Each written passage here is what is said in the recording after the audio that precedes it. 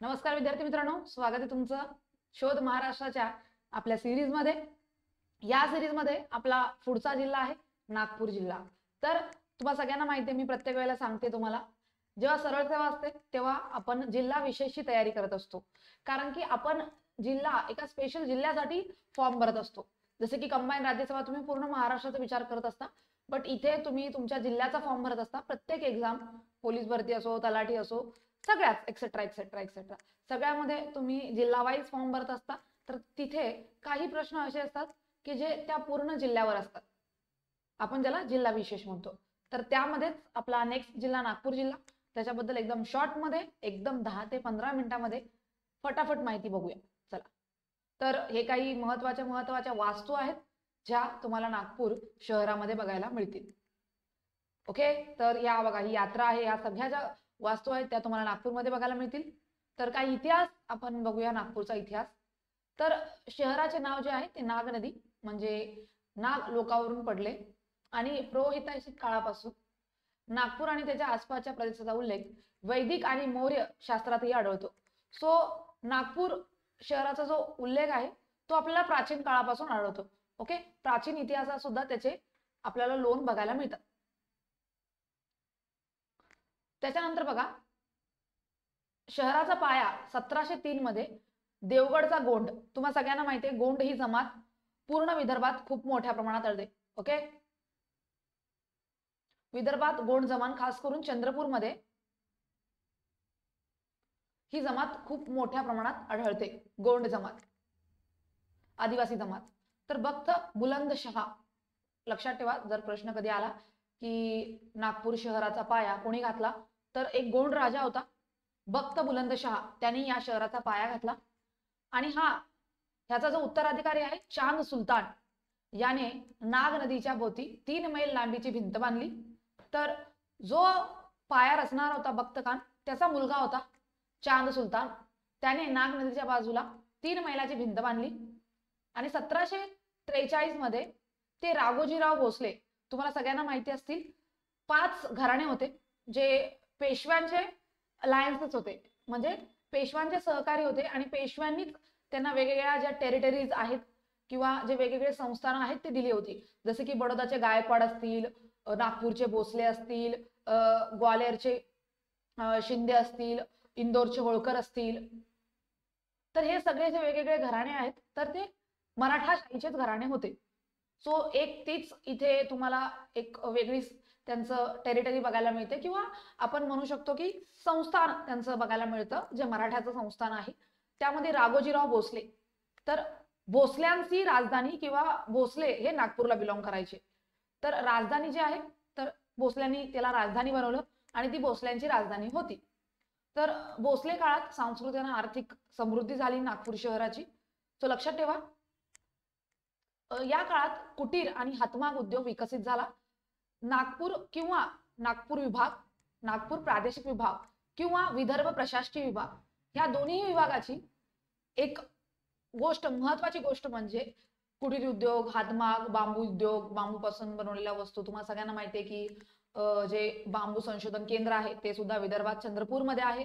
तर ह्या सगळ्या गोष्टी, कुटीर उद्योग वगैरे सगळं तिथं खूप मोठ्या प्रमाणात चालतं।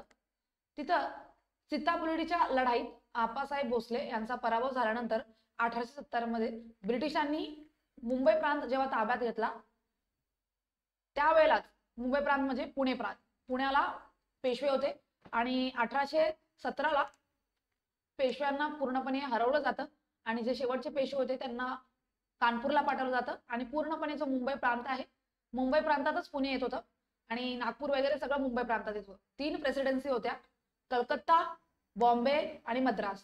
तर आपण बॉम्बे प्रेसिडेन्सी मध्ये येत होतो। तर ब्रिटिशांच्या ताब्यात गेलं हे शहर आणि विकासासाठी चेतना सर पॅट्रिक गेडसे, तर यांनी 1915 मध्ये या शहराला भेट दिली होती आणि या शहराचा नियोजनबद्ध विकास करण्यासाठी 1936 मध्ये नागपूर इम्प्रुव्हमेंट ट्रस्ट NIT ची स्थापना करण्यात आली। सो लक्षात ठेवा, जर प्रश्न कधी आला तर 1936 मध्ये NIT, नागपूर इम्प्रुव्हमेंट ट्रस्ट ची स्थापना करण्यात आली होती। 19व्या शतकात ब्रिटिश सरकारने मध्यांत नागपूरला मध्य प्रांत नावाच्या नवीन राज्याची राजधानी केली. सो मध्य प्रांत MP मध्ये होतं. सो तुम्ही बघू शकता की मुंबई प्रांतातून तो उत्तरेकडे सरकतो. त्यावेळेला एक संयुक्त प्रांत होता, जो UP बिहारचा एरिया आहे त्याला संयुक्त प्रांत म्हटलं जायचं, आणि मध्य प्रदेश, छत्तीसगड, झारखंडचा जो एरिया आहे त्याला मध्य प्रांत म्हटलं जायचं. तर त्याचा एरिया गेला आणि त्याची राजधानी देखील केली मध्य प्रांताची. त्याच्यानंतर पुढे बघा, आता 1956 आता आपल्याला स्वातंत्र्य मिळालं होतं, ती तशीच राहिली. त्यानंतर ती महाराष्ट्राची दुसरी राजधानी बनली. संयुक्त महाराष्ट्र चळवळ, त्याच्यानंतर द्विभाषिक राष्ट्र, त्याच्यानंतर पूर्ण स्वतंत्र महाराष्ट्र, वेगळं महाराष्ट्र, स्वतंत्र म्हणू शकत नाही, वेगळं आपला एक राज्य. तर त्यामध्ये 56 पर्यंत तसं राहिलं. 56 नंतर आपण त्याला आपली दुसरी राजधानी आणि एक आपल्या अधिवेशन, हिवाळी अधिवेशन हे नागपूरला होईल असं ठरलं. तर अशाच प्रकारे नागपूरला मध्य भारताचे प्रशासकीय केंद्र म्हणून दर्जा मिळाला. तर जे मध्य भारत आहे बघा, नागपूरचं लोकेशन समजा हे भारत आहे, सेम भारतासारखं वाटत नाही बट समजा, ओके, तर असा स्ट्रक्चर आहे भारताचा. ओके, थोडं इकडे रुंद आहे आणि इकडे थोडं रुंद आहे. तर यामध्ये समजा आपला हे महाराष्ट्र आहे, तर इथे नागपूर आहे पूर्वेकडे. तर ते महाराष्ट्राच्या जरी पूर्वेकडे असेल तरी ते भारताच्या मध्यभागी येतं. त्यामुळे त्याला एक महत्त्व प्राप्त झालं. सांस्कृतिक आणि आर्थिक वारसा त्याला मिळाला. प्रशासकीय केंद्र आणि सांस्कृतिक आणि समृद्धीचा वारसा होता, त्याच्यासोबत इतिहास होता आणि आदिवासी क्षेत्र जवळ होते त्याचे. सगळी आदिवासी क्षेत्र जसे की गडचिरोली असेल, गोंदिया असेल, चंद्रपूर असेल, त्यामुळे नैसर्गिक संसाधने अगदी संपन्न होती त्याच्याकडे, म्हणजे खनिजे, जंगले, आणि तिथे त्यामुळे अजून जास्त त्याचं इम्पॉर्टन्स वाढलं. आधुनिक युगामध्ये नागपूरने राजकीय दृष्ट्या आपले प्रमुख स्थान गमावले असले तरी भूगोल, हवामान, स्थान, नैसर्गिक पैलूमुळे आर्थिक केंद्र म्हणून समृद्ध होण्यासाठी अनुकूल परिस्थिती होती. तुम्हाला सगळ्यांना माहिती आहे, सगळ्यात जास्त वनसंपत्ती नागपूर प्रशासकीय विभागात आहे, सगळ्यात जास्त प्राणी संपत्ती नागपूर प्रशासकीय विभागात आहे, सर्वात जास्त खनिज संपत्ती नागपूर प्रशासकीय विभागात आहे, आणि या सगळ्या पैलूमुळे त्याला महत्त्व प्राप्त झालं होतं.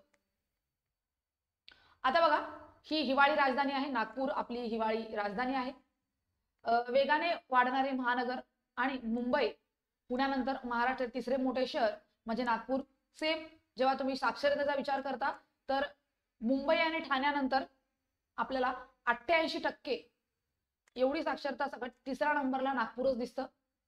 तर इथे तुम्ही बघू शकता 2011ची लोकसंख्या, त्याच्यामध्ये नागपूर महानगर क्षेत्र हे भारतातील 13व्या क्रमांकाचे शहरी समूह आहे.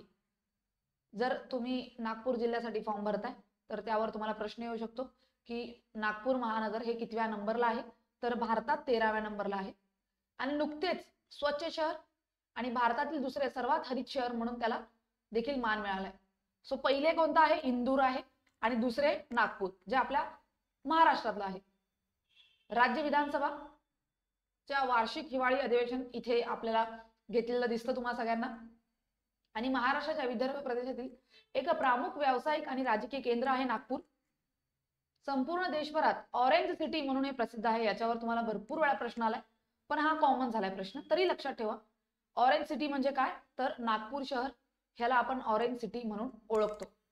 पुढे, लागवड केलेल्या संत्र्याचे प्रमुख व्यापारी केंद्र आहे. याशिवाय या शहराला RSS चे मुख्यालय देखील म्हटले जाते. तुम्हाला सगळ्यांना माहिती आहे, कळतंय, RSS इथूनच सुरुवात झाली RSS ची. त्याच्यानंतर बौद्ध चळवळीचे महत्वाचे स्थान असल्याने राजकीय महत्व देखील त्याला प्राप्त झाले आहे. कळते, बाबासाहेब आंबेडकरांमुळे त्याला देखील खूप जास्त महत्व प्राप्त झाले. बघा, नाग नदी असो, कणान नदी असो, त्यांनी जो केलेला आकार आहे या सगळ्यामुळे तिला खूप जास्त महत्व आहे आणि त्याच्यामुळे तिला ते नाव देखील पडलं नागपूर. आणि हा शब्द जो आहे तो सापासाठी आहे, एवढं तुम्हाला सगळ्यांना माहिती आहे, म्हणून या शहराला नागपूर असे नाव पडले. काही लोकांचं असं देखील मानणं आहे की नदी जुन्या नागपूर शहरातून वाहत होती आणि म्हणूनच या नदीवरून शहराचे नाव पडले असंही देखील म्हणतात.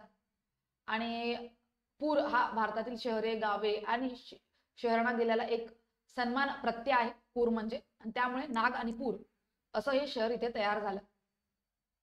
आणि बऱ्याचदा याचं शहर भाषांतर केले जाते. बघा, नागपूर महानगरपालिकेच्या सीलमध्ये नदीच्या पाण्यात नागाचे चित्रण केले जाते. तर नागपूर महानगरपालिकेच्या सीलमध्ये नदीच्या पाण्यात नागाचे चित्रण केले जाते, कारण की तिथं अनन्यसाधारण महत्व आहे आणि ती चाललेली एक प्रथा आहे, ज्यामुळे तिथे नागाचे चित्रण केले जाते. आता एक थोडासा इतिहास. सध्याच्या शहरामध्ये आसपास मानवी अस्तित्व 3000 वर्षे इसवी सन पूर्वे 8व्या शतकापासून इथे सापडतं. औषधमान आहे, म्हणजे महाडा कॉलनी जवळ औषधमान आहे. मिहीर दफन स्थळे नागपूरच्या आजूबाजूला एक संस्कृती आहे, ती सध्याच्या काळातही ती पाळली जाते. शेजारच्या वर्धा जिल्ह्यातही देवळी येथे सापडलेल्या 10व्या शतकातील ताम्रपटातील शिलालेखात नागपूर नावाचा पहिला संदर्भ आढळतो. सो हा एक खूप चांगला प्रश्न बनू शकतो की नागपूर नावाचा पहिला संदर्भ कुठे आढळतो, तर 10व्या शतकातील ताम्रपटामध्ये, जे तुम्हाला विदर्भात आढळलेलं आहे. आता विदर्भात कुठे, तर वर्ध्यात, जो अगदी शेजारी जिल्हा आहे नागपूरच्या. तर या शिलालेखात नागपूर नावाचा पहिला संदर्भ आढळतो 10व्या शतकात. कळतंय? वर्धा जिल्ह्यात ताम्रपट आढळलाय. याच्यावर खरंच जर जिल्हा विशेष म्हणजे डीप मध्ये प्रश्न काढायचे ठरवले एक्झामिनरने तर येऊ शकतो. आणि हा शिलालेख म्हणजे राष्ट्रकूट राजा कृष्ण तिसरा. बघा, कृष्ण जो दुसरा होता त्यांनी कैलास मंदिर बांधलं, आणि तिसरा जो आहे त्यांनी नागपूर शहर, नंदीवर्धन या विसाया जिल्हा म्हणजे वसलेल्या गावाला शकवर्ष 862 म्हणजे शकवर्ष 862 म्हणजे 940 मध्ये अनुदा दिल्याची नोंद आहे. तर पहिले नंदीवर्धन ही राष्ट्रकुटाची राजधानी होती, तुम्हाला सगळ्यांना माहिती आहे, आणि तो देखील आसपासचाच एरिया होता. आणि त्यांनी देखील या शहराला थोडं महत्व प्राप्त करून दिलं, हे देखील तुम्हाला इतिहासात बघायला मिळते. 3ऱ्या शतकातील राजा वाकाटक राजघराण्याचा अखेरीस विंध्य शक्तीने नागपूर प्रदेशावर राज्य केले, असेही आपल्याला काही काही इतिहासामध्ये आढळलेलं आहे. 4थ्या शतकामध्ये वाकाटक घराण्याने नागपूर प्रदेश आणि आसपासच्या प्रदेशावर राज्य केले, आणि गुप्त साम्राज्याशी त्याचे चांगले संबंध होते. त्यांचं लग्नाचे देखील संबंध होते वाकाटका आणि गुप्त घराण्यामध्ये. आणि वाकाटकाचा राजा पृथ्वीसेन प्रथम यांनी आपली राजधानी नागरधन म्हणजे प्राचीन नाव नंदीवर्धन येथे हलवली, जी आधी राष्ट्रकुटाची राजधानी होती. म्हणजे ती नागपूर पासून 28 किलोमीटर 17 मैल अंतरावर आहे. तर तुम्ही बघू शकता की नागपूरचा जो आधी आसपासचाच एरिया आहे तो प्राचीन काळापासून त्याला महत्व प्राप्त आहे. राष्ट्रकुटाच असू दे, वाकाटकाच असू दे, त्याच्यानंतर गुप्त असू दे, सगळ्याच. तर बघा, वाकाटकानंतर हा जो प्रदेश आहे बदामीचे चालुक्य, जे बहामनी एम्पायर होतं दक्षिणेकडचं, त्याचे 5 वेगवेगळे टप्पे, 5 वेगवेगळे भाग झाले होते. त्यामध्ये एक बदामीचे चालुक्य देखील होते, ज्यांचं रेन बऱ्यापैकी, त्यांचा जो एरिया होता तो नांदेड हा त्यांचा एरिया होता, कारण की तिथे तुम्हाला चालुक्य बघायला मिळतात. बदामीचे चालुक्य, कल्याणीचे चालुक्य असे वेगवेगळे चालुक्य होते. तर चालुक्य, बदामीचे चालुक्य, राष्ट्रकूट आणि शेवटी यादव. बघा, सगळ्यात शेवटी जे राजघराणं राहिलं ते यादव राजघराणं, आणि तिथून प्राचीन भारत संपतो आणि तिथूनच मध्ययुगीन भारत सुरू होतो. ज्या वेळेला तुम्हाला यादवांचा इतिहास आला तर समजायचं की आता इथे प्राचीन भारत संपलेला आहे आणि इथून मध्ययुगीन भारत सुरू होईल. ज्या वेळेला तुम्हाला औरंगजेबाचा मृत्यू दिसतो त्यावेळेला तुम्ही समजायचं की इथे मध्ययुगीन भारत संपलेला आहे आणि आधुनिक भारत सुरू होतोय. ओके, असे तुम्ही टप्पे करू शकता, प्राचीनचे, मध्ययुगीनचे आणि आधुनिकचे. तर सगळ्यात शेवटी प्राचीन भारतातील राजघराणं, महाराष्ट्रावर राज्य करणारं, ते म्हणजे यादव घराणं. सगळ्यात शेवटचं घराणं होतं यादव घराणं. तर त्यांच्या आधिपत्याखाली परत हा एरिया आला. आणि 1296 मध्ये अल्लाउद्दीन खिलजी, तुम्हाला सगळ्यांना माहिती आहे, अल्लाउद्दीन खिलजीने यादव म्हणजे देवगिरी, त्यांची तिथे जो किल्ला होता देवगिरीचा त्याच्यावर त्यांनी आक्रमण केलं आणि त्यांनी देवगिरी ताब्यात घेतली आणि यादव साम्राज्य तिथे संपलं. आणि तिथून सुरुवात झाली आपल्या मध्ययुगीन भारताची. ओके, त्यावेळेला मुघल बादशाह होते जलालुद्दीन खिलजी, जे अल्लाउद्दीनचे काका होते, आणि नंतर अल्लाउद्दीननी त्यांनाच मारून स्वतः तो तिथे मुघल म्हणजे तिथे तो बादशाह बनतो, सुलतान बनतो दिल्लीचा. ओके, पण त्याआधी तो बऱ्यापैकी खूप सारे राज्य, खूप खूप सारा एरिया ताब्यात घ्यायचा प्रयत्न करतो. त्याच्यामध्येच एक देवगिरीचे आहे, त्यावेळेला यादव होते आणि यादव तिथे संपतात. तर सगळे जे राजघराणे आहेत प्राचीन भारतातले तिथं शेवट आहे, तिथून पुढे मध्ययुगी. त्यानंतर बघा 1317 मध्ये तुघलक राजवंश सत्तेवर येतो आणि तुघलकांनी तर बऱ्यापैकी खूप सारा सगळं अस्तव्यस्त करून ठेवलं. त्यांनी काय केलं, 17व्या शतकात मुघल साम्राज्याने प्रदेश जिंकूला आणि आधुनिक काळात मध्य प्रदेश राज्याच्या सिंदवाडा जिल्ह्यातील देवगड आणि नागपूरच्या गोंड साम्राज्याद्वारे प्रादेशिक प्रशासन चालवले जात होते. ज्या वेळेला तुघलक होते तर बऱ्यापैकी जे प्राचीन किंवा तिथले नेटिव्ह लोक होते, तिथल्या ज्या प्रादेशिक आदिवासी जमाती होत्या, तर ते त्यांचं प्रशासन पाहत होती आणि शेवटी यादवही तिथे होतेच थोडेफार. बट 1296 मध्ये अल्लाउद्दीन खिल्जीने दिल्ली ताब्यात घेतल्यानंतर, साम्राज्यावर आक्रमण केल्यानंतर तिथं अल्लाउद्दीनचा देखील मृत्यू होतो. त्याच्यानंतर मग तुघलक घराणे येतं. तर तुघलक घराण्यामध्ये तुघलक सत्ता जेव्हा सत्तेवर येते दिल्लीच्या 1317 मध्ये, तर ते काय करतात, 17व्या शतकात मुघल साम्राज्याने हा प्रदेश जिंकून आधुनिक काळातील मध्य प्रदेश शिंदवाडा जिल्ह्यात गोंड साम्राज्यावर प्रादेशिक प्रशासन चालवले जात होते. शेवटी अल्लाउद्दीन खिल्जीने देवगिरी ताब्यात घेतली. बघा हे परत परत तेच रिपीट आहे, फक्त एवढंच महत्वाचं आहे की तुघलक काय करतो, तुघलक जो आहे मोहम्मद तुघलक, तो त्याची राजधानी दिल्लीवरून देवगिरीला हलवतो. देवगिरी म्हणजे सध्याचा जो औरंगाबाद म्हणजे छत्रपती संभाजीनगरचा एरिया आहे, यादवांची राजधानी होती ती. कारण की त्याला वाटत होतं तो सेंटर पॉइंट आहे भारताचा, त्यामुळे त्यांनी पूर्ण सगळी लोक इकडे आणली आणि एवढी लोक आणली त्यांनी, सगळी जबरदस्ती लोक आणली. बट ते काय जमलं नाही त्यांना. त्यांनी परत प्रयत्न केला की सगळी लोक परत न्यायची, बट आता ते पॉसिबल नव्हतं, कारण की लोक चालत करत कशी कशी आली होती आणि एवढं सगळं इथे थांबवलेलं, तर लोक बऱ्यापैकी गेली नाहीत. म्हणून तुम्हाला औरंगाबादमध्ये आणि त्या आसपासच्या एरियामध्ये मुस्लिम पॉप्युलेशन जास्त दिसते, कारण की ते रिझन आहे. कळतंय? पुढे बघूया आपण. बघा स्थापना नागपूर, ज्याचा राजपुत्र बख्त खान त्यांनी राजधानी जिंकून घेतली, हे सगळं आपण आधीच बघितलं. आता इथे महत्वाचं काय आहे बघा, 1743 नंतर मराठा शासकाची मालकी सत्तेवर आली. कारण की त्यावेळेला छत्रपती शिवाजी महाराजांनंतर बऱ्यापैकी पेशवांनी राज्य खूप वाढवण्याचा प्रयत्न केला होता, खूप जास्त वाढवण्याचा प्रयत्न केला होता. बघा चांद सुलतानच्या मृत्यूनंतर बख्त खान अवैध मुलगा वली शाह याने सिंहासन बळकावले आणि चांद सुलतानाच्या विधवेने तिचे पुत्र अकबर शाह आणि बुरान शाह याच्या हितासाठी बेरारचे मराठा, ओके, तर जे बेरारचे मराठा होते म्हणजे रघुजी भोसले यांना त्यांनी मदत मागितली, जे एक पेशवांचेच घराणं होतं. ओके, तर ह्या सगळ्यामुळे पेशवांची सत्ता आली नागपूरवर परत आणि राघोजी भोसले पासून त्याची सुरुवात झाली. 1751 मध्ये तर परत एकदा देवगड, चांदा आणि छत्तीसगड प्रदेश परत एकदा मराठ्यांनी जिंकला.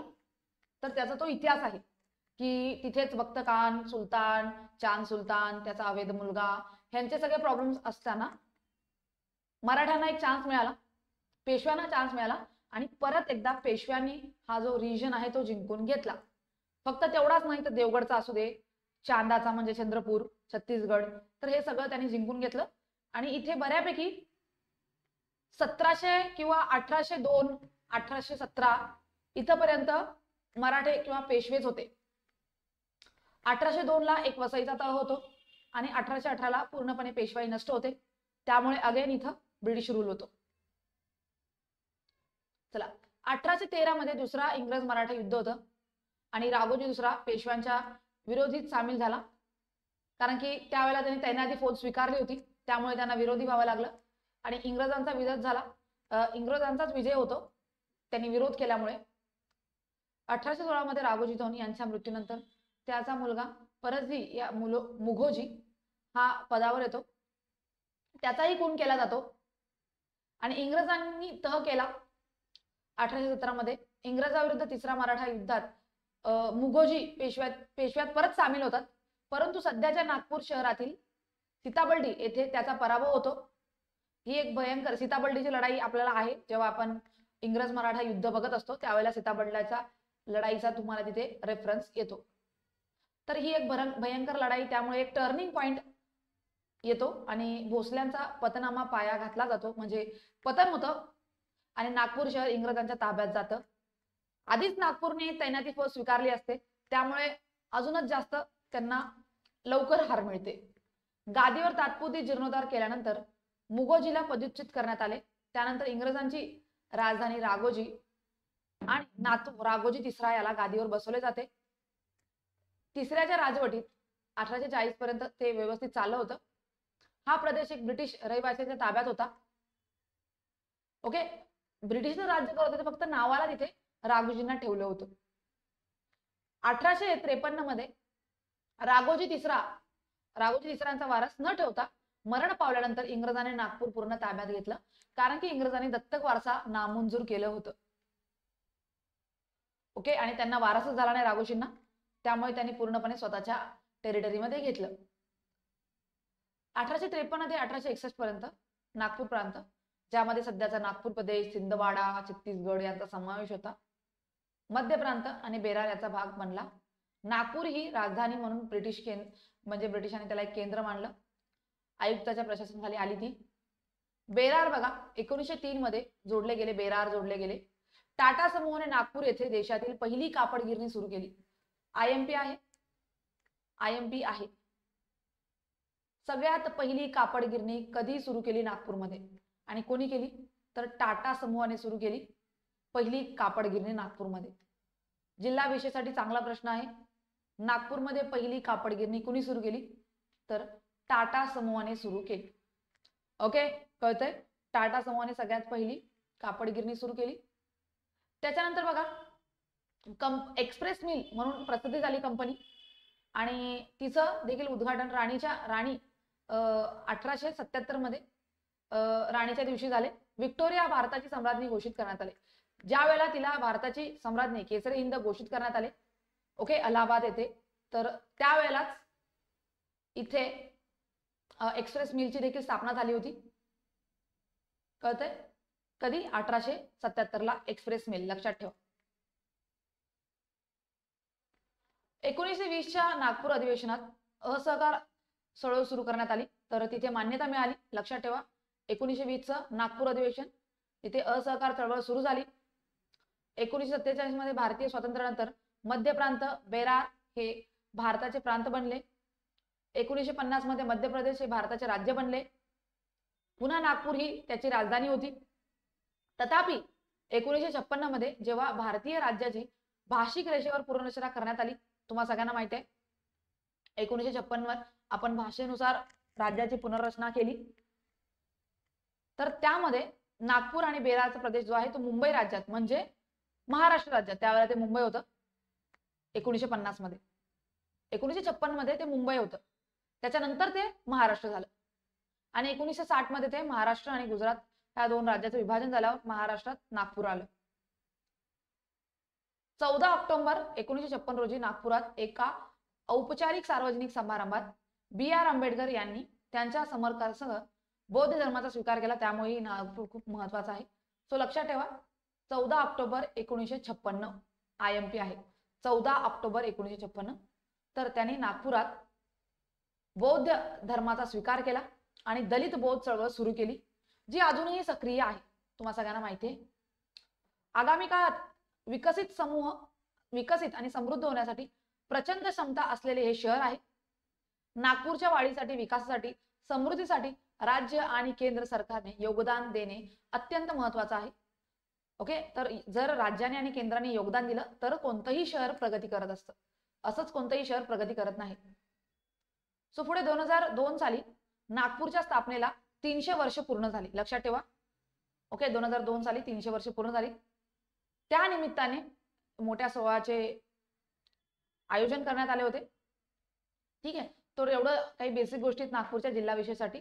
बाकी नागपूरचे जे आयुक्त आहेत, त्याच्यानंतर काही महत्वाच्या गोष्टी, नागपूरमधील काही महत्वाच्या व्यक्ती, तर ते तुम्ही जरा स्वतः गुगल करा आणि जर गुगल कराल तर जास्त लक्षात राहील. जर नाहीच तर तुम्ही मला खाली कमेंटमध्ये करा. तर प्रत्येक जिल्ह्यातील महत्वाचे व्यक्ती, काही महत्वाच्या राष्ट्रीय उद्यान असतील, व्याघ्र प्रकल्प असतील, हे सगळं देखील मी तिथे घेऊन येईल. ओके, आपण फक्त इतिहास बघतोय. बाकी सगळ्या जर गोष्टी हव्या असतील तर ते सुद्धा आपण परत एक सिरीज चालू करू, त्याच्यातही घेऊन येऊ. चला, तर मग आजच्यासाठी इथेच थांबूया. भेटूया आपल्या नेक्स्ट जिल्हा विशेष मध्ये.